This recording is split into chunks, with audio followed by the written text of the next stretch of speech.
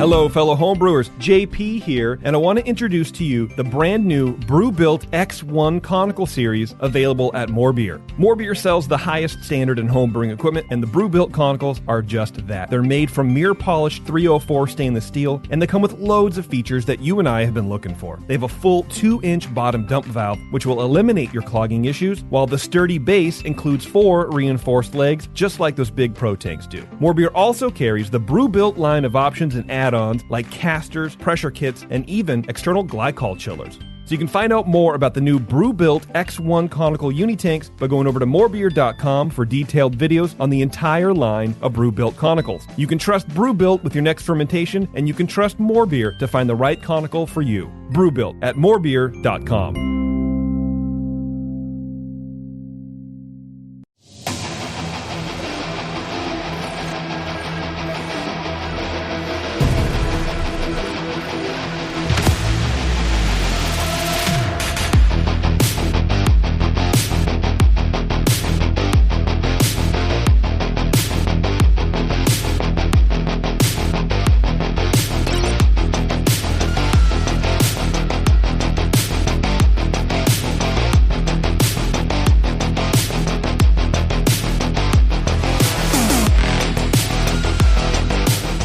Hello, everybody. Welcome to the session. I'm your host, Justin Crosley, as always. I am back in the studio this week, and this time with not a West Coast brewer. So I'm sure that some of our listeners across the country have gotten a little tired of me only doing local breweries recently, but that's been my thing lately. I've wanted people in the studio as much as possible after a couple years of only doing Zoom shows. But that's been going great, and you can't always interview West Coast breweries, and I like to make exceptions for special people, which is what's happening right now as True North Ale Company is joining me on the session, and they are out of, is it Ipswich?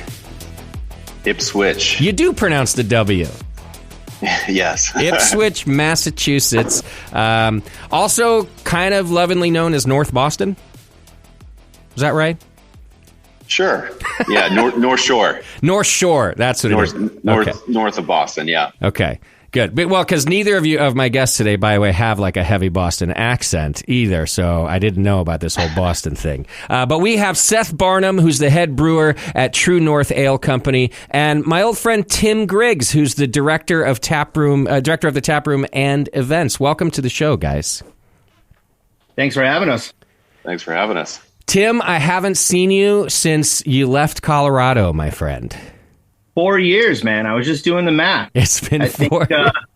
I think I last saw you August of 19, right around there. Okay. And that's 4 years going on now. Sounds about right. For my listeners who don't know, Tim was my restaurant manager at the Hop Grenade in Fort Collins, Colorado. A great individual to work with. And then him and his family had left for New Hampshire at the time. Is that right? That is correct. Yeah, that's where we currently reside, and living here in the East Coast. Yeah, the frozen tundra of the North Atlantic. At least you can handle it a little bit. Right You had some cold in Colorado that you could deal with, but you, I mean, if you don't mind me saying, you're like a Colorado boy through and through. So I didn't know how you were going to hold up out there on the East Coast. I'm doing all right. It's good. Okay. I am a Colorado boy through and through. Yeah. Absolutely love the heck out of that state and everybody there. So shout out to anybody listening in the old 303. But yeah, New England's been treating me well. Moved here right before the pandemic, and so got to settle in and get to know New England very well, and have been thriving ever since. So. How many breweries or brew pubs, I don't even know it, have you worked for since leaving Colorado? So I've only worked for 2. Okay. I was at a brief stint with Throwback Brewery, and then Great Marsh Brewing, and then now True North. Got it. Okay. Yeah, so you're a brewery guy. You fit in. Yeah. I like it. I like it.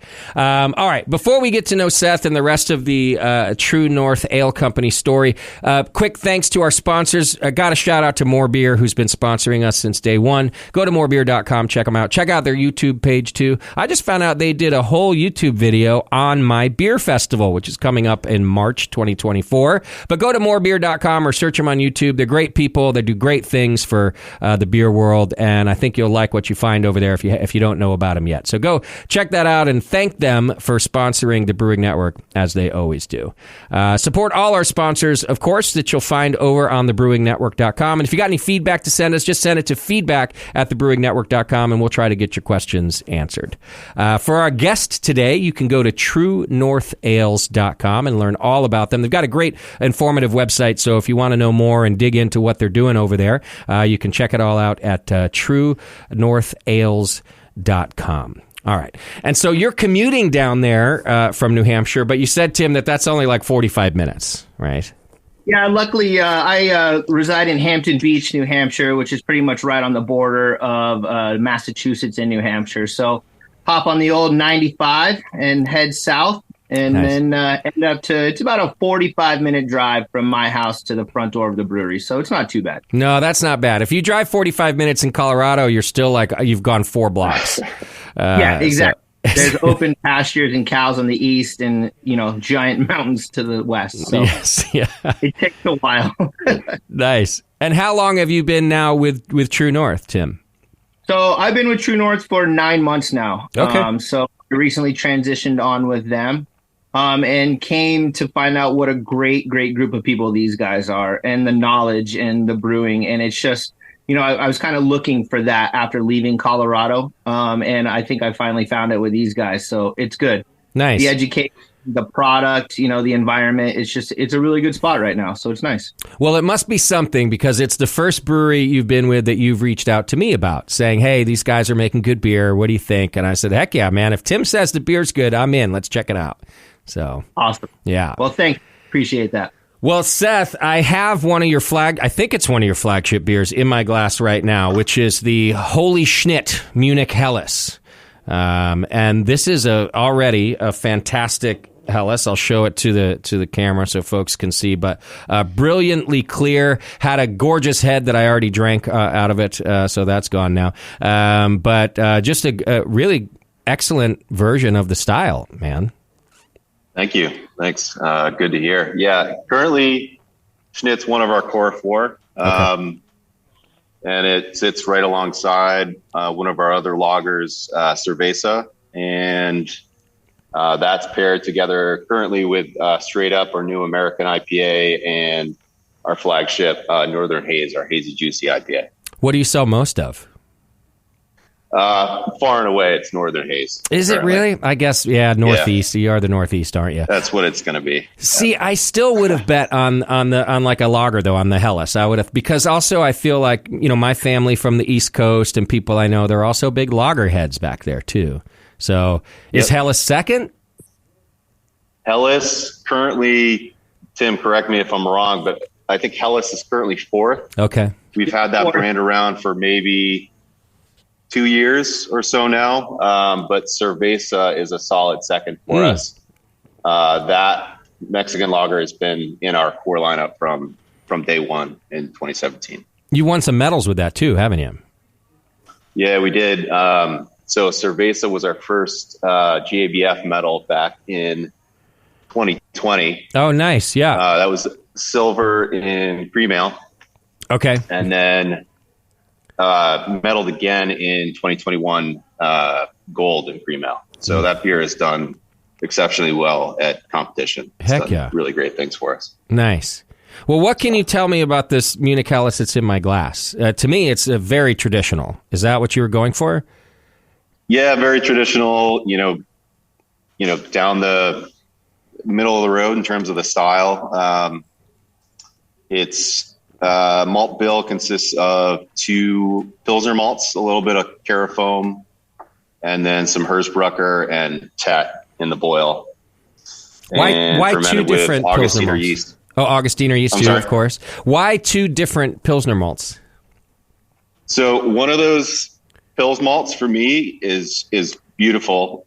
but very doughy, very sweet, very round. And then we use another Pils that's a little bit greener, a little bit drier, and between those two Pils malts, try and find a balance where that beer is still upfront, malty, sweet, has some of that nice doughiness, but then finishes dry. Okay. So we're still playing with that blend in terms of how we want that beer to finish, but yeah, that's still an ongoing process. Got it. And then Augustiner yeast, you said. Yeah. It's a solid German choice right there. All my German friends will say, of course, Augustiner. That's what you use. It's just, I love Augustiner Helles, as a lot of brewers do, and it's a wonderful strain to use in our cellar for German lagers. Nice. I just love it. Well, we're going to get more into lager techniques with you because I've got a bunch of questions on that. But first, I want to learn a little bit more about your background. This is not the first brewery you've worked for, I gather. Where else have you been? So I got my start in 2011. Worked at Ipswich Ale in Ipswich, Massachusetts. Okay. I grew up in New Hampshire and had been home brewing for a while, and got out of college and decided that I wanted to break into the industry. Took me a little bit until I found the job at Ipswich, but got my foot in the door there. So started washing kegs, case packing. Okay. And then after a few months, got into the cellar. And a few months after that was in the brew house. So for maybe 2 or so years, I was the second shift brewer 5 days a week, which was great for me. Getting a lot of work turns, and that was a lot of fun. And then right around the time that Ipswich was moving to their new facility from the original facility that had been built in 91, I believe. I was there for about 3 months at the new place, and my then girlfriend had moved back to Portland, Oregon. She had just wrapped up her master's in New York and moved back to Portland. And I said to myself, hey, why not, go take a chance and see if I can get a job in Portland. And took a leap of faith and moved out there. And I don't know, 2 weeks later, luckily enough, landed a role at Breakside, which was it's a good brewery. Maybe, yeah. I learned a ton. It was an amazing 2.5 years, and I think about it daily. My experience there. Yeah, I think landing a job of all places out there at Breakside is a great stroke of luck there. That's awesome. Yeah. Extremely lucky. At that point, I believe they had just done about 2,000 barrels, I want to say, in their new production space. And by the time I left 2.5 years later, I think they were around 15,000 or so. Okay. Wow. So a lot of growth, a lot of things happening, but just learned so much. And just an awesome experience. And a good lager house too. You must have learned some about lager brewing from them too. Yeah, definitely. I think at the time we had Breakside Pils, which was my go-to. Yeah. And we get that down here at the Hop Grenade. That beer. Nice. Yeah, it's a good one. Yeah, I love that beer. And then did you go to school for brewing too, or have you just learned on the job? I did. I was luckily enough, I received the Glenn Hay Falconer scholarship. Oh yeah. To attend the World Brewing Academy at Siebel in Chicago, and then Doemens in Munich, Germany. That was fall of 2015.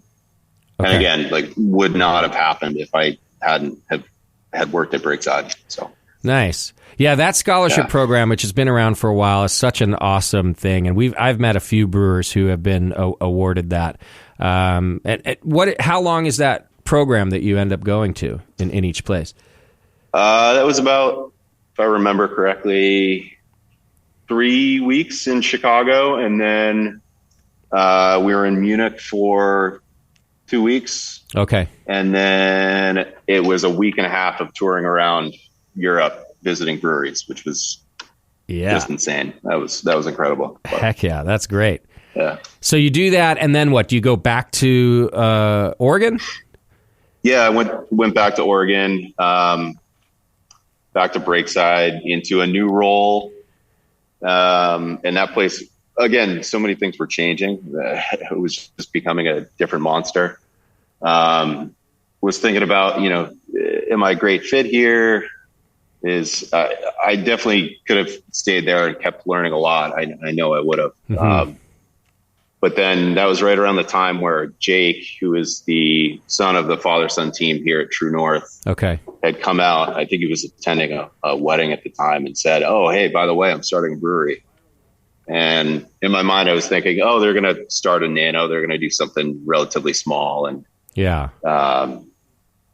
that's cool. That's going to be great. And then he said, "Oh no, we're going to start a production brewery and have a pilot system and a 30 barrel system." And I was intrigued at that point.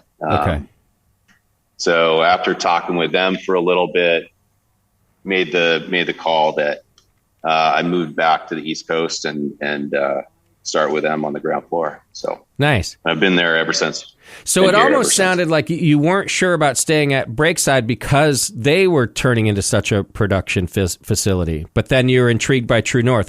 Is that not what you were wondering about staying at Breakside? No, they were solidly into that production mode. Okay, but I think just a lot of things were changing there in terms of new opportunities opening up, and a lot of people were moving positions. And ultimately, I think to myself, do I fit here? Sure. Whereas, with what we've done at True North, I could start in on the ground floor as a head brewer, take the things that I learned from Ben and Jacob at Breakside and bring them here. And I was really excited to, kind of try my own hand at it. And do you think you were always looking for a way to get back home too, or did you not really care about that? Maybe not immediately. Okay. But this opportunity presented itself, and I think it would have been one of those things that I would have been, wondering, did I make the right call if I didn't go for it? Yeah. If I passed on it. Got it. So I love the Northwest. I think the brewing culture is amazing. There's so many talented brewers and breweries in that area. Yeah. I easily could have stayed there and continued to learn. But the prospect of what these guys were offering was it was too good to pass up. Nice. So you moved back home in what year was that? 2017 or so?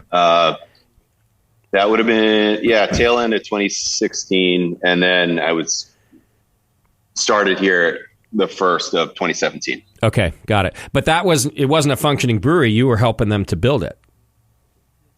I wouldn't say, in terms of like commissioning the equipment, sure. Helping build it, no. Okay, yeah. So this building was a foundation when I got here. Okay. So it was really exciting to see, the building go up from the ground floor and then go through the whole process of Jake and I. All of our equipment is DME up in PEI, Canada. Going through that process of figuring out what we wanted in terms of tank layout and tank design and what we wanted the brew houses to be capable of. It was a pretty awesome experience. How long was the build? The build, like I said, when I got here in 2017, the shell of the building, I think probably took until March. And then it was kind of a long slog until we got equipment physically into the building the summer of 2017. And then we were brewing the first week of October 2017. Okay. So that was our first. About 10 month plus, probably, at least from when you were there. Yeah. That's a long build. I thought all buildings on the East Coast were like 300 years old at this point. I didn't know there were any new. Most of them are. Okay.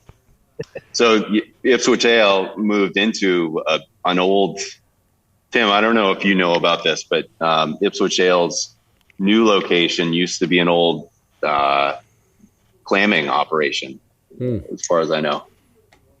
A pack plant of some sort. But, nice. So I'm surprised Tim hasn't turned into a fisherman yet out there, like commercial fisherman, I mean. Oh yeah, no, it's Got a the beard blast. for it. Yeah. I've gone out a couple times. It's fun. I actually took my son for his birthday. We went deep sea fishing this year, so it's Nice. it's available. Yeah. But everything in moderation there, Justin. That's fair. That's fair. All right, let's do this. We're going to take a quick break. We've got some more beer to try and more to learn about True North Ale Company. So hang in there. You're listening to The Session, and we'll be right back.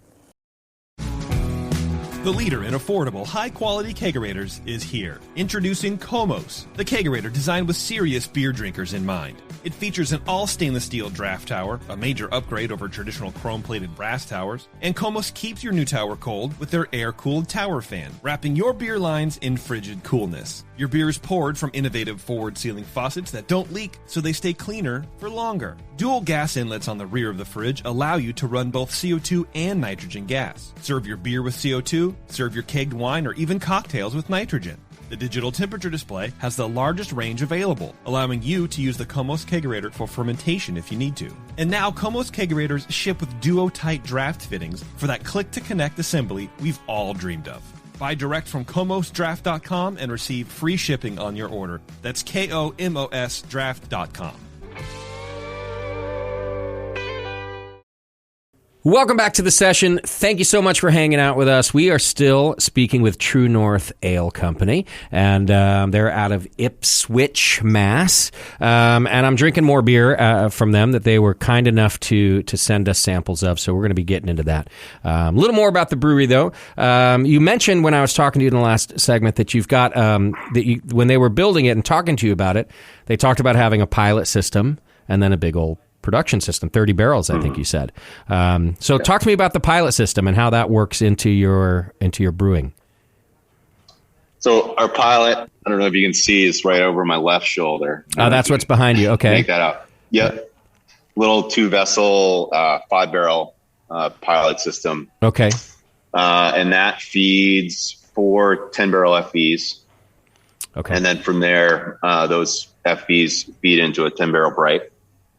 So a lot of that beer is either, our ongoing R&D beers that we've done in years past that move through the tap room, or on the occasion that we want to try out a new core brand and work that through the system, we'll do that on the pilot as well. Okay. So yeah, pretty simple, no frills brew house, but very nice to make word on, for sure. Does pretty much everything that ends up in the production brew house have to go through the pilot brewery first to get it right?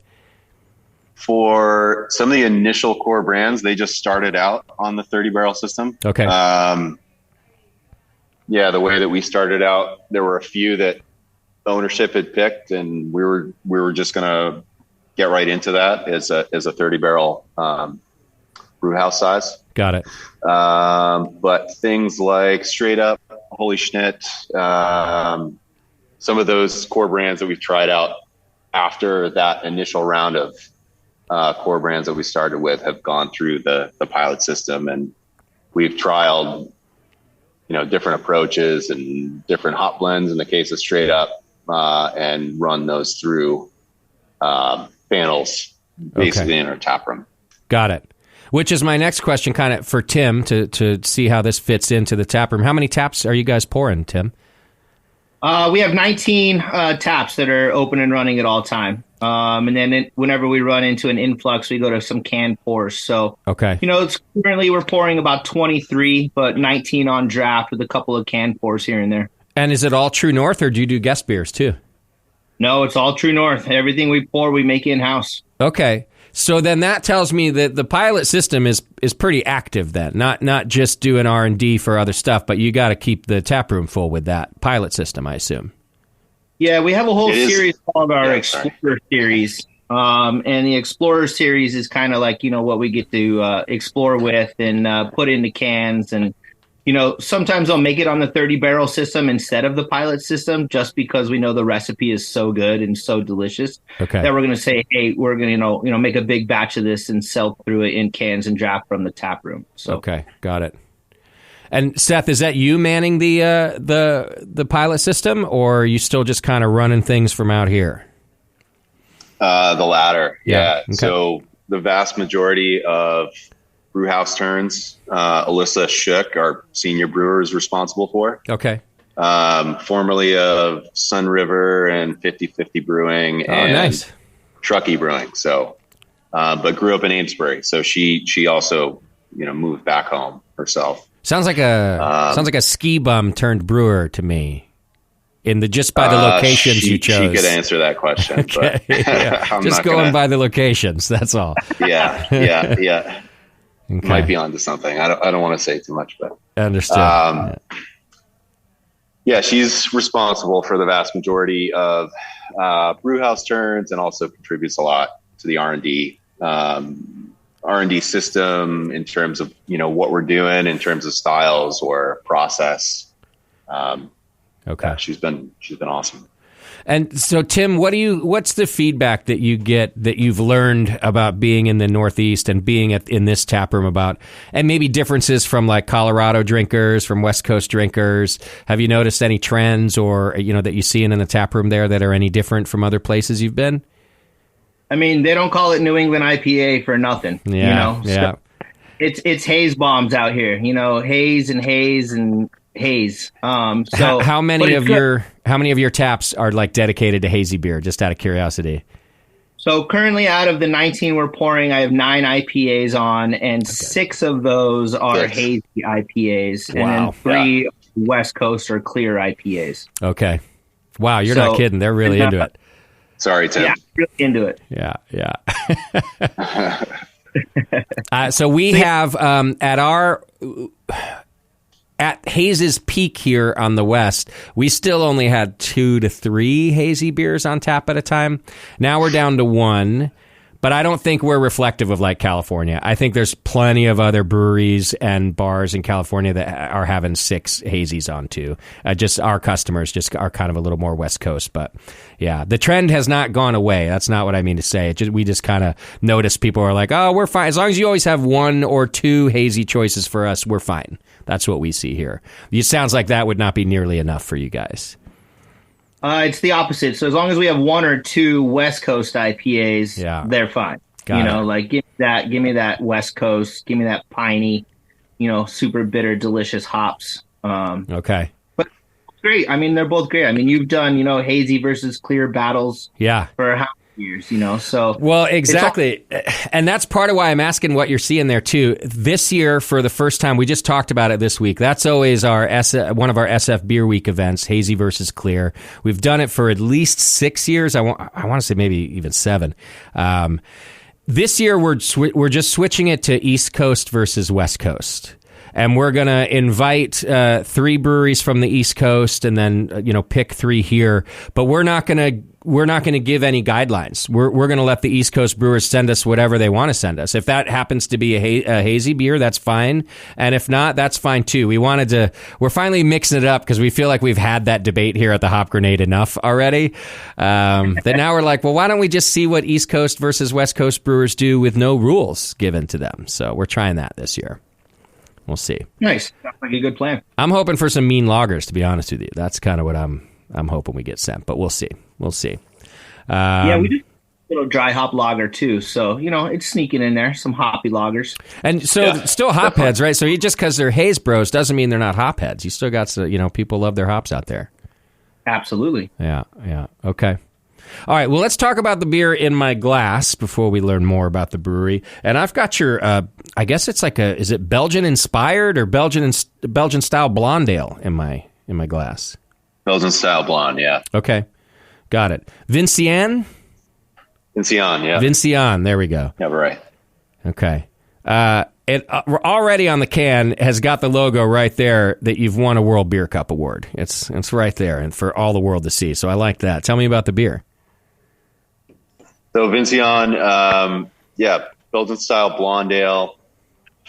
Again, 2 different Pils malts. There's some Vienna in there, some aromatic, some flaked oat, some candy syrup as well, just to bump up the ABV and keep the finish nice and dry. Styrian Goldings to bitter, some Tet mid-boil, and then the main focus in this brand is definitely the fermentation, the yeast character. So we ferment this beer with a Shoof yeast. Oh, nice. Yeah. Yeah. Now that you say it, you can always taste a Shoof, I think, but yeah, you never know till someone says it, and you're like, that's that kind of familiar flavor that I'm getting out of it. Little phenolic. Yeah. Nice ester to it. But not too much, and definitely low on some of the esters that I don't love, like bubble gum. Like it's low on the bubble gum. It's pretty low on the clove. It's much more of like a mild. Like to me, that beer and that yeast is a perfect introductory Belgian beer for folks. Like, here, try this beer. It's not going to taste like an American beer, but it's also not going to be so crazy different that people are like, well, I guess I don't like Belgian beer. Right. It just kind of has like a mellow thing to it. Yeah. Mm-hmm. Yeah, that's a nice beer. This sells well for you. It's like this is one of your core brands too? It was in the past. Okay. It's, I wouldn't say quite seasonal at this point, but we're brewing it a little bit less frequently than we were initially. Okay. It does great in the tap room. Again, kind of as you point to, is a gateway beer. Tim, I don't know how you guys are pushing it these days, but I know when we first started, it was one of those beers that someone comes in, they're not necessarily a beer person. They like wine. Vincian was the one that we would try and introduce them to. So that's exactly what we do right now. Anybody who walks in and has that, I don't drink beer, that's the beer that I pour for them. Got it. I say, all right, then try this. Yeah. Because it is so mild. And being a Belgian, it doesn't have all those big, strong characteristics that we know from doubles and triples and all that. It's just a really smooth entry-level Belgian and a crossover or a gateway beer for, craft beer people or to become craft beer people. And that's what I love about it. Yeah. I love to hear it too, that it's doing well. Cause again, on the West Coast, Belgians are it's a tough thing right now. We carry, we're a bottle shop also, and we carry less and less Belgian bottles because our consumers are just sort of buying less and less of them. So we love it when I see breweries doing well with this on draft in cans. Like a 16-ounce can of Belgian Blonde is the coolest thing. All right. Well, what else can you tell us about maybe the fermentation process with this beer too, Seth? Because like temperature has a lot to do with what you're getting out of esters and yeast. Am I right about that? So you got to kind of dial that in first. So do you like to go colder because of that to keep it contained? What do you do? So yeah, typically we'll knock this brand out at 68 degrees. Set the glycol to 75, let it ramp over the next 12 hours at the start of fermentation. We'll underpitch with this strain, so we're hopefully driving some ester with that as well. After about 3 days, we're getting towards the end of ferment. We'll cap and spoon, let the brand condition warm for about 10 or so days, at which point we'll make sure that our VDK is clean and gravity stable, and then start to slow crash down to 30 degrees Fahrenheit for anywhere from 2 to 3 weeks, depending on the production schedule.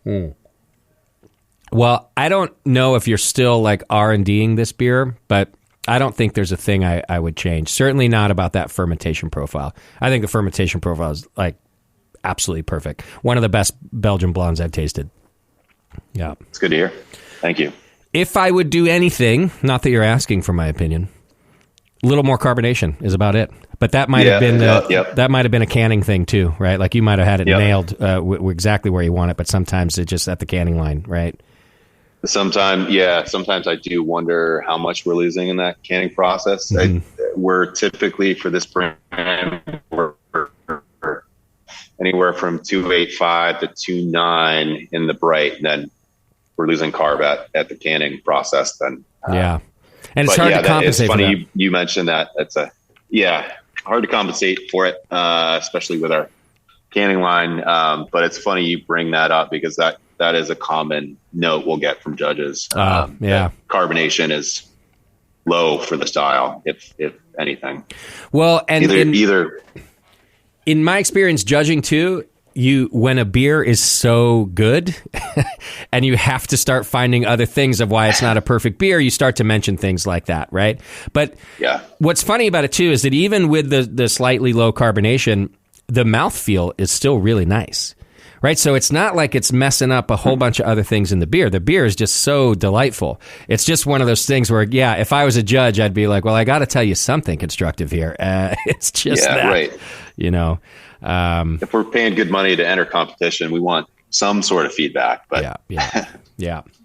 But that's just another delicious beer. Well, so I do want to talk more with you about fermentation, especially now that I'm tasting your product and you just seem to have fermentation dialed in. You're a lager house too, in some ways with the Munich Helles. Something that you put in your notes, I always send my guests a pre-interview, and you were talking about trying to get your lagers right without a rise in temperature for a diacetyl rest. And I thought it was interesting that you mentioned it timing-wise, because I've had a couple brewers on recently who have made the same comment in the middle of an interview, and it's gone right over my head. So I didn't dial in on it. And I've had some listeners write to me like, hey, Justin, you're fucking up over there because you've got these brewers saying some cool things they're doing, and you're not asking them about that thing that they do, right? So all lager brewers have to figure out this diacetyl problem. Actually, not just lager brewers, but especially then with lager brewers. And because of the cooler temps, the traditional way to deal with things would be to do a rise in temperature, right? And try to let the yeast do its work to clean up the beer. But a couple brewers, including you recently, have said they're trying to get a diacetyl cleanup done. I don't even know if we can call it a diacetyl rest anymore. You tell me, without a temperature raise. So I'm super curious about this process. Yeah, so this is something that we're really only trying out currently on our R&D side of things for our lagers. For anything like Cerveza, our Mexican lager, or Holy Schnitt, our Munich Helles, where tank time is still vital to us, and our lagers have to fit within that mix of all the ales that we're looking to produce through our production brewing side of the operation. Those beers still, we'll give those maybe with a third of the fermentation remaining. We'll let those swing from fermentation temp up to about 60 degrees Fahrenheit to let them finish in condition and so that within typically a 2-week ferment, we're confident that if we start to slow crash that beer, that VDK is clean and we're not going to have that diacetyl in the finished beer. Okay. So we haven't given that a shot on the production side, but again, kind of back to our tap room and how much beer we have on tap and how much beer that we're capable of putting through the R&D system. To have 4 10-barrel FEs, we can put a lot of beer through that system, and it's a lot of beer for tap room in Ipswich, Mass. So I'm trying to be better about, can we utilize that tank space to give more fermentation time to some of our brands, and is that an opportunity to try some new techniques? And really, what we're talking about here is just a longer, low and slow fermentation without a temp swing. Okay. So you have to have the luxury of being able to wait longer, like you're saying you kind of do sometimes. Yep. So that's number one, right? But then you have to know that it works too, because my gut was a rise in temperature always about decreasing the time, and not just that's what had to be done to clean up VDK. Does that make sense? No, you make a fair point. I think in terms of the process that we're using now, we basically given an extended fermentation that does add to the length of that initial fermentation. Yeah. But my understanding back at Breakside, when they utilize that temp swing, was ultimately not necessarily to decrease tank time, but really to make sure that you had a clean beer on the back end. That's exactly okay. So that's what I'm asking, which is why you have to sort of experiment with it, and I think why other brewers are experimenting with it, because it just more time doesn't necessarily solve the problem, right? No. So yeah, okay. So what have the results been with your tests on the R&D system? It's still early going. We have at this point we have a Dunkel lager that is still mid ferment.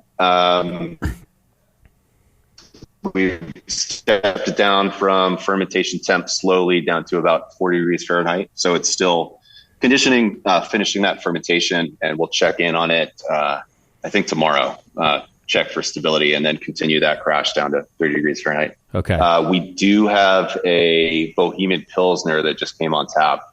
We brewed in September. That was the first beer that we put through that fermentation program. Okay. And so far, I don't know how Tim feels about it, but in terms of diacetyl in the finished beer, I think there is a little bit, but appropriate. For me, I think it's appropriate. It's an appropriate level. Okay. Yeah. But that's that's our first attempt at working through that process, and we'll see what this German lager strain with our Dunkel. We'll see what that result looks like in the next month and a half. Okay. Yeah, Tim, do you have your typical beer nerds, and I say that affectionately, as we have here at the Hop Grenade, who are telling you exactly what's wrong with the beer and mentioning diacetyl and anything else going on? Luckily, no. Okay. Yeah. So yeah, we have a lot of new beer drinkers who get to come to our establishment. We do have our senior vets, you know what I mean, but we don't have those beer nerds, as we say, who are scientifically breaking everything down. Yeah, right. Yeah. Luckily, due to our location, we're right on the ocean. We're right next to Cranes Beach, and so we get a lot of tourists and a lot of new, fresh faces that come in. Oh, cool. During the time to where they just hear the lures of great beer and they show up, and we're able to pour them great beers. So, luckily, no. But the feedback is always warranted and always wanted. Sure. So, Seth, when you're testing this, do you guys have what is it, the something spectrometer that you're testing for this, or are you warming up a glass of beer and test and smelling and you're doing the warm glass test? Yeah, no, I wish we had the type of equipment that could measure VDK, but that is not in the not there yet. Yeah, not there yet. Yeah. Well, yeah. So the last brewery we had on that was mentioning this was Russian River, and we were talking about diacetyl. We were actually talking about in terms of hop creep, and even though Russian River does have the equipment that we're discussing that you wish you had, they also do the sensory test anyway. They do both, which I made fun of him for. I was like, "Why did you spend $1 billion on the thing, and you're still doing the sensory test?" And he said, "Yeah, well, it's important. He just thinks it's important to do an analog test, Yeah. So, yeah. That's really cool. Yeah.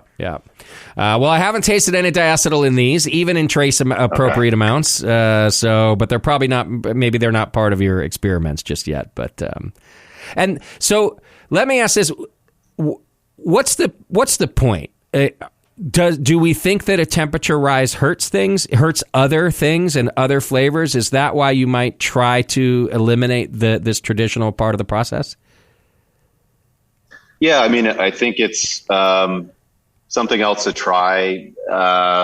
For us, it's really, what does that result look like on the back end? Is a longer, lower, slower fermentation going to result in a cleaner lager? Yeah. For us right now, I think given production cellar tank constraints, it's probably not going to feed into the production side of things. But if it's a fun thing to play with on the R&D system and we have the tank time, why not try something a little different and see what the result looks like? That makes sense. That makes a lot of sense. And I was wondering about that too, because it does sound like, because in the end, it is less efficient. So to me, you'd have to be just super hardcore about how your lager tastes, or that it would save time or money. And it sounds like it's not going to do either of those things. It's more just informational, right? Like, let's just figure out what this does. Yeah. Yep. Okay. All right, fair enough. Hey, let's take another quick break because I've got to go grab another couple of your beers. We're going to move from what I have. So I had a lager, I had a Belgian blonde, and then now I'm going to do some IPAs. One of those is like it would go in the experimental IPA category, so we'll talk about that. Is the other one a West Coast or is it a hazy? West Coast, it's, bright American IPA. Okay.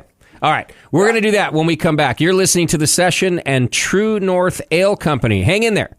We'll be right back. Since 1979, Williams Brewing has offered the finest equipment and freshest ingredients and the best customer service in the business. Their website features real-time inventory, which means if you can put it in your cart, they can guarantee it'll ship the same day by 4 p.m. on weekdays. Want easy and simple electric brewing? Check out the new Series 2 Mash and Boil, featuring an elevated grain basket so you don't have to calculate sparge water. Williams also features the full Kegland line, everything from Brewzilla to Maltzilla, and a huge selection of Duo-Tight fittings. Looking for a kegerator? Look no further than the Kegland Series X and Plus kegerators, which feature 4 and 8 keg capacity in a compact footprint, and free shipping to the lower 48. Interested in distilling? Look up their proven Williams American Bourbon and Brandy kits, as well as complete distilling equipment packages and conversion kits for popular systems like the Mash and Boil, Anvil, and the Grainfather. Check them out today. Go to williamsbrewing.com to browse their vast selection. Welcome back to The Session. Thank you so much for hanging out with us today. We are still speaking with True North Ale Company. We've got Seth and Tim on the show with me today. Happy to have you guys here, and thanks for spending the time with us. I know it's East Coast time out there, so thanks for working after hours to drink beer with me. I appreciate that. Of course. It's a tough job, but someone's got to do it, Someone's got to do it. Sign me up. Let me ask you this, just random, how do you talk about the difference in West Coast and East Coast without a little bit of talk about the weather? Do you guys, is your brewery very seasonal in that sense, where you're about to see a long, slow winter, or because it's a tourist destination anyway, as you kind of said, Tim, are you able to keep riding it out? Just curious. Luckily enough, we have a great community around us. Okay. We're just like 15 minutes away from Gloucester. We have Ipswich. We're right next to Newburyport. We're 20 minutes away from there. So we have enough people around us, who support us, because as you're seeing, we make great beer. We're doing some good things right. And so they come down, they make that 20-minute drive to, come down and have good beer and enjoy what we have to offer. So, of course, January, in this industry, just and January. Just like any hospital industry, is slow. There's nothing that you can do about it. But we're able to, with our numbers that we do, able to go in through that and still be successful. Yeah, my GM here, who you know, of course, Tim, Kevin and I threaten every year to just be closed in January. Every year, we're like, this, and we're just ready to do it, but the numbers are just enough that you can't quite close, but you hate being open. It's just there. Exactly. I know, it's like just there. So we just had a meeting last week. It's like, all right, do we do Tuesdays? Do we not do Tuesdays? All that. It's like, what do we do? It's just January. It is. And so I used to really stress out about it. And nowadays, and even my family would be like, don't talk to Justin about January. But honestly, maybe it's just getting older and doing it longer. Now I'm like, it's just January. You just don't even worry about it. Man, yeah. You could beat your head against the wall about it, or you could just move on, 28 years of doing this now and being on both brewery side and restaurant side, it literally is just January. Yeah, that's what it is. Well, and part of it is like I would be down. I'm a little bit of a narcissist, so I always would think, I'm smart enough to solve this January problem. And then I'd fail every year. So I'd be like, no, it turns out I'm just not even smart enough to solve this January problem. So it is what it is. Okay. Well, before talking a little more about the beer in my glass, I got a new one. I did want to talk about brewery growth because in my notes, Seth, I have that you guys were like 250 barrels year one, albeit maybe a short year because you started in October or something. I don't know where that math is coming in. But however you do the math, I think you're doing something like a little over 4,500 barrels in 2023, and that's some massive growth. Yeah, we've been lucky. Short year in 2017, but 2018 to about 2020, 2021. We've had some healthy growth, but it's been recently where we've kind of plateaued at that 4,500 mark. That's the business. Yeah, it's the industry right now. Yeah, it's what's happening right now, it seems like. But that's a healthy number. Which is unfortunate, but yeah. You know, that's like that's above the threshold where you're not really as profitable as, by the way, I'm speaking in generalities, of course. That's above the threshold where you're not quite as profitable as you want to be, but below the threshold where you have to start looking for other ways to make more beer or store more beer. So it's kind of, I'm just saying, correct me if I'm wrong, it's a nice plateau to be at that spot. I think Seth's frozen. It's a nice plateau to be at for sure. Filling out the space that we're capable of growing into. So that is one of the things that is in the back of our minds in terms of what next steps look like. But just the way that the industry is, the market is right now. We gotta wait it out and see what happens. Yeah, I was just reading the Bart Watson from the Brewers Association, his 2023 beer and review report that he does every year, and I don't, especially coming from Bart. Bart's a very optimistic guy. They're beer economist, but it's hard to read. Like it's stagnant kind of across the industry. There's just it's what he defines as a slow growth industry right now. Whereas we were such a rapid growth industry for so long, it's not that there's no growth. It's just that now in our maturity, we've become a slow growth industry, at least for the time being. Right. But you still saw really good growth in 2020, you were saying? Because you were kind of saying like from 18 to 21, it was still going great. So 2020 didn't hit you guys hard? Didn't hit us too hard. I mean, even during the start of COVID, with our canning line, we were able to pivot fairly well, able to put what was in their cellar into cans or into bottles. We were lucky enough to be able to do that. Got it. Those first couple of years, we, still grew, still did fairly well for ourselves. And it's been more recently where we've started to plateau. And that, again, just without being sort of down on the industry or anything, that's one of the frustrating parts, I think, about being a craft brewer right now, is that it's kind of like, hey, man, we got through COVID. Like, we got through that part. We're still open. We solved those problems. We moved to cans. We did this. And now we're seeing the problem. Like, it's a frustrating. You're like, I thought we did the hard part. I thought we got through this. What happened to the Roaring 20s? Didn't everybody say we were supposed to have the Roaring 20s after that? And it's just not really shown up that way. I always said, especially, and you can go back to my shows during the COVID shows, I was like, there's going to be this kind of like PTSD after COVID, where like we've gotten through this, everyone just charged ahead and we just kept moving, so we didn't notice how much it was affecting us mentally and all that. And we're going to see like a brewer and an industry PTSD. And I was wrong, because it hasn't stopped. Like the challenges have been relentless. Like first, then it became ingredients and supply chain issues, and like So I was only wrong on the timing. The PTSD is still going to happen. It just keeps getting moved, while we figure this stuff out. But to stay stable, to not have dropped, I mean, that's an awesome thing, so you guys are doing something right.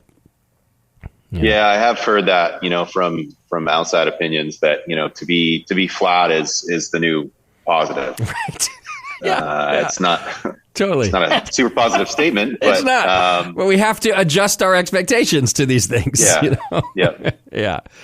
All right. Well, on a very positive note, let's talk about this West Coast IPA in my glass, because this is a West Coast IPA through and through. It's like clean and dry and obviously crystal clear.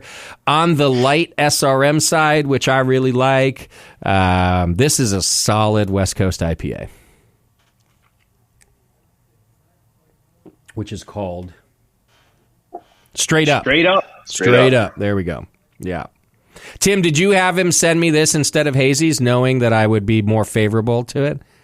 Is that what happened? No, I know that you're a pale ale man. You know what I mean? So, you know, and we didn't have any true pale ales on. So I was like, hey, let's go with this. You know, we released that in March, right, Seth? That was kind of our new March. Big core 4 item that we really wanted to push because there wasn't a big dominant West Coast IPA. We have one called Commodore Denali, which is really, really good, which is out right now as well. But that came to be kind of our core 4, and the philosophy behind it is straight up because it's just straight up pure ingredients. You know, there's nothing, we're not messing around with it. We're just trying to give you a straight up West Coast IPA. And that's what it did, with a lot of like citrus and stone fruit coming out of it. What are the hops that you decided on in this beer? So this beer, hot side is a little bit of Cascade, and then in the whirl, some Idaho 7 Cascade. And then in the dry hop, currently it's some of our selected Mosaic, Simcoe Cryo, a little bit of Citra, and a little bit of Idaho 7, just to mirror what we do outside. That's a champion pick right there. All of those. Those are some good moves. I love Idaho 7, by the way. I love Idaho 7 as well. Yeah. And I always want to say that it's underutilized, but that's not true. Brewers know it's awesome. It's the consumers, you know, it's not the sexy hop that the consumers will talk about Mosaic. They'll talk about Citra. Yeah. Now they talk about Simcoe. They don't talk about Idaho 7. And I kind of like it that way. It's like a brewer's secret, but it's just awesome hop. Especially blended from a with branding perspective. It's probably not the best name. Right. Yeah. In terms of what it delivers, I think it's an awesome hop. Yeah. It's so good. And what about yeast on this? Go ahead, Tim. Yeah. Oh yeah, sorry. We also use that in a double dry hop for a hazy that we did as well. So it just goes. It's such a versatile hop, and it's delicious. Yeah, and it just. I don't know that I've ever had a only Idaho 7 beer, like a single hop beer, and I think that's because brewers have told me it plays so well with other hops that's what you use it for. It's not like the one that you use as a single hop. But yeah, you throw it with some Mosaic, there you go. Okay, so what about yeast? Just clean, like we talking Cal Ale here, Chico yeast? Yeah, Cal Ale, the low one. Specific. Oh, so White Labs too? Yep. Yeah. Nice. Smart. You must listen to the show. You got to use White Labs. And fermented cold? Like nope. Okay. Knockout at 66 and set the glycol at 68. 68. Okay. So pretty normal. I asked just because recently I've heard of people just going even lower with that, which Chris White has been talking for years about. He's like, you can do it at 72, you can do it at 62. The yeast doesn't seem to care. Brewers, of course, start to notice nuances in their own brew house. And so recently I've heard brewers being like, 64 with my Cal Ale, 65. And it's been churning out some great beer. So, nice. We haven't really played with temp on that strain, but pitch rate for sure. Yeah. I don't think you need to with this one. It came out great. And then something I haven't asked about any of the beers. They're all brilliantly clear. Are you centrifuge, filter, fining? What do you got there? Yeah. So up until about a year ago? 9 months ago. We were just transferring with a pump. And for any of our brands that we wanted to be bright in the bright tank, we'd biofine. Okay, But yeah, right around January, we purchased a Trucent centrifuge. Okay. So we've been running all of our beer through that unit for the last 9 months or so. Would you call that the best addition to your brewery since building your brewery, do you think? Aside from people, but equipment-wise. Of course. Yeah, of course. From a quality standpoint, I think it's made a vast improvement. Yeah, yeah. Especially in our hazies in terms of material in the can, mouthfeel. It's been a huge addition. It's helped improve yields and our bright tank turn times. But I really think the big contribution of that unit has been on quality. Nice. I love hearing you say that it on hazies. I'm so glad that you were like, it's most impactful on our hazies, because a small brewery out here in California blew my mind like 3 years ago saying, oh yeah, no, we run all of our hazies through a centrifuge. And it sounded so counterintuitive to me. Yeah. Like, why on earth would you do that? And of course he explained that it makes all the sense in the world. You know, hazy beer is not about having a bunch of yeast or other things in solution. Right. So you're getting that shit out and still a great hazy beer. Yeah. So. Yeah, if your haze is stable, it's going to pass through that centrifuge and you're just pulling hop and trub and yeast. Right. Stuff that like the early days of the New England hazy beers, and certainly then the West Coast hazy beers, like were full of, as people were still trying to figure out how to make that style, you know? Yeah. So do you want to give away any yeast, or sorry, any haze stability tips and tricks? You know, I don't think we have any that that aren't readily available on the internet. Okay. Or you can hear from any other brewery. But yeah, we're pretty heavy with flaked oat, white wheat, in addition to 2-row. Some of our brands use chit malt, Carafoam. And then, yeah, we harvest and dry hop at day 5, and that seems to form a stable haze on the back end, and we haven't really changed much from there. All right. Have you had any hop creep issues in your hoppy beers? Oh, definitely. Like everybody. Yeah, definitely. Yeah. We almost, so with that day 5 dry hop, we're actually at this point relying on that creep to take over the course of the next few days after dry hop and help us attenuate the beer. Oh, right. So we're dry hopping, I think we're right around 5.5 Plato typically. Okay. Maybe closer to 5. And then finishing for Northern Haze, our hazy IPA, we're looking for that beer to finish around 3.6. Wow. So you're accounting for that in your final ABV. Like your recipe is going to say one thing, but you know you got to add 0.5% or 1% or whatever in ABV because of that hop creep? We dry hop, not as early as some breweries, it sounds like, but we dry hop at day 5, knowing that part of that dry hop, that hop creep starting is going to help us finish that fermentation. Yeah. Whereas with something like Straight Up, we're dry hopping closer to a 0.5 degree Plato from terminal. I see. Okay. Wow. So quite a difference then because of hop creep. Yeah. Yep. So give me, I don't know, one of your most popular hazies. How many pounds per barrel of hops are we talking here? I guess in the total beer, not just dry hop, right? In the total beer on Northern Haze, I think we're 3 2/3 pounds per barrel. Okay. And a ton of that crazy, is in the dry hop, I would assume? Yeah, most of that, quite a bit in the whirl, and then the rest in the dry hop. Okay. Dry hop. All right. That's not too expensive. That's why you're not out of business yet. It's 3 or so barrels pounds. Trying to be better about watching. Are you messing with new hop products to try to get better about that? Like I know you mentioned cryo in another beer, I think. So cryo extract, stuff like that to keep working that system. Cryo for sure. Cryo more and more is making its way into, especially some of the hazy brands. We haven't moved on to some of the flowable hop products, but that's definitely on the radar for R&D. Okay. Coming. Yeah. I'm talking to brewers recently. It seems to me like that flowable hop products are going to be super helpful in the future, especially as raw ingredients have gotten so crazy expensive, Right. So all the way down the line. So by the time you're a bar, by the time you're a retailer like me, as Tim knows, like, we're now the fourth person to upcharge the beer, right? Like you had to do it because your ingredients went up, and then the distributor, and then me. Like it just, yeah. All right. Well, I've got one more beer to try, and I think it's Tim's favorite beer happening right now at your brewery. It's called Winterwoods American IPA, also a clear beer, but it's made with spruce tips.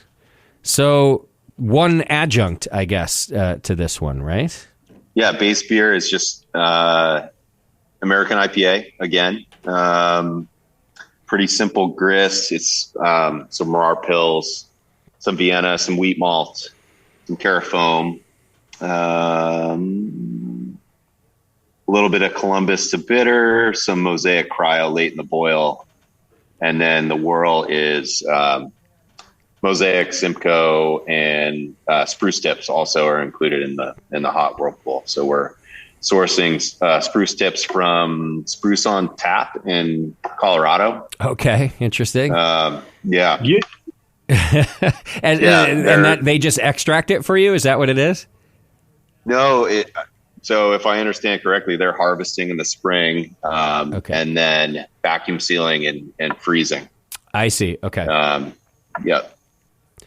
And then, so we receive, what is that? It's a pound per barrel in the whirl. Okay. And just steep it hot side, and it tastes like everything I want out of a Christmas beer without all the spices and bullshit that I don't want in a Christmas beer. Right? Doesn't it? Like it has that. And I know it's spruce tips. Like, for folks at home, it definitely tastes like you would expect spruce tips. But when it's blended with the rest of the beer, it's not just, there's nothing harsh about it. It just kind of tastes like Christmas, but not overpowering at all. I love it. It's a good beer. Like, the old school beer guys love Anchor Christmas Ale. Rest in peace. But to me, it's way too much, like, of all those other things. And then the same with any other kind of Christmas ale where there's nutmeg, and I don't want that stuff in my beer. This is like a perfect compromise to wanting a Christmas beer, but also liking beer-flavored beer. Mm-hmm. It's really good. Yeah, thank you.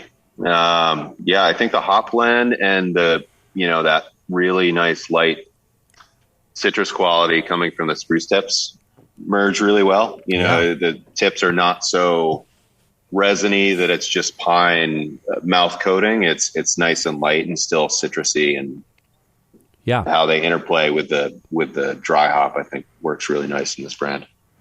I love the malt build on it is just delicious too, as well, because it adds that sweetness to cut with that bitterness of both the pine and the hop. It's just very well blended, and you get a good overall mouthfeel and a great flavor from the bitterness of the hops, from the actual spruce tips, and then again from the malt. It's a really good, winter style American pale or American IPA.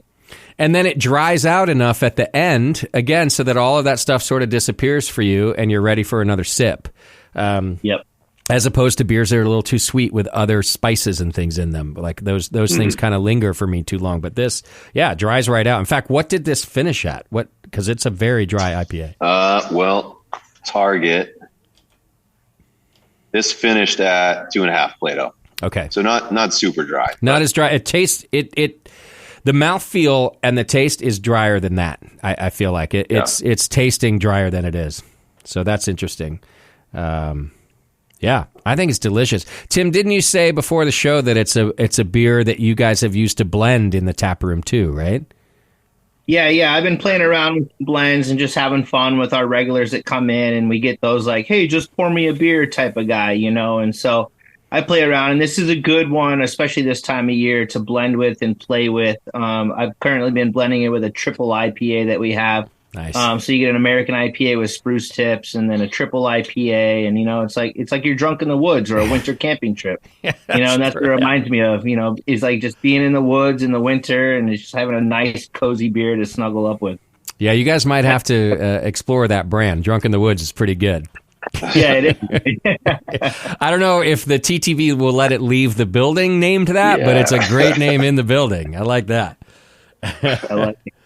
Well, the beers are great, guys. I really appreciate you taking the time and sending me all this stuff. You're making some really good things out there, as also shown by the amount of awards you guys have gotten since 2018. I think you got your first award, according to my list. So you guys have been brewing some good stuff. Thanks for sharing it. Yeah, of course. Mm-hmm. All right. Well, with that, I'm just going to take what I got left over and go home and drink it, if that's all right with you. Absolutely. Now send it back. Yeah, send it back. Well, you sent a little extra, and I'm definitely going to share it with Kevin, Tim, because he wants to know how you're doing, and I'm going to tell him that you're working for a good brewery. So you got that going for you. Awesome. Yeah. Shout out to him, and his boy just had a 3rd birthday. So congratulations to that. And I miss all you guys. Love you all. Yeah, you too, man. And thanks for bringing True North to our attention. Obviously, if either of you are coming out to the West Coast, you let us know, and I'll do the same if I find my way back east there.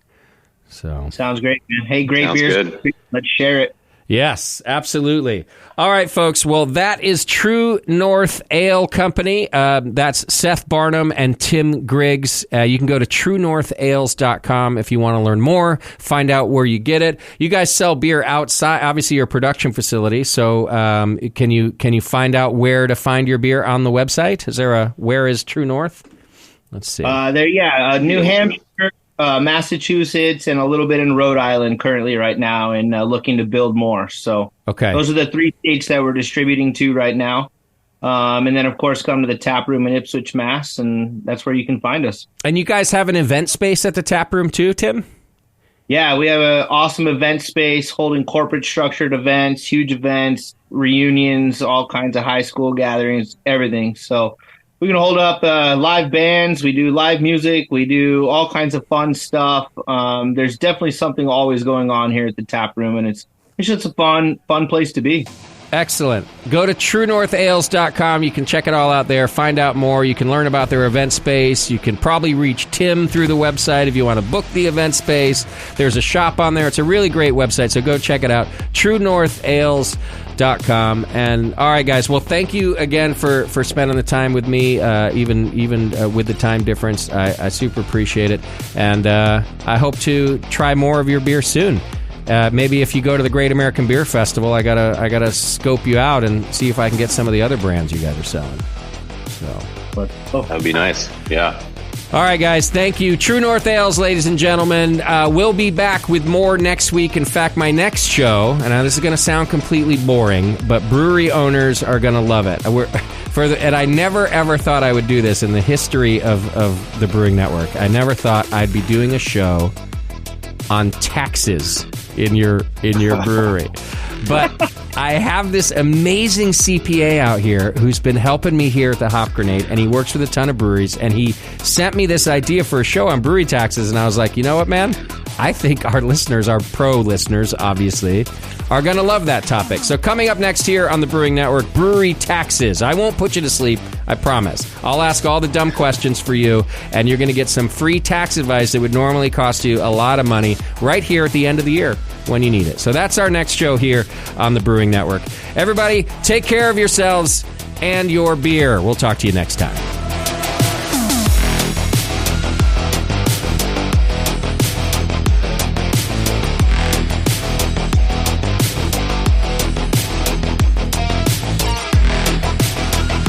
The Session is a production of the Brewing Network and brought to you by More Beer. Check them out at morebeer.com. Find more content and live video of this show on our YouTube channel at youtube.com/Brewing Network. For sponsorship opportunities and information, please reach out to advertising@thebrewingnetwork.com. To reach our hosts, contact feedback@thebrewingnetwork.com.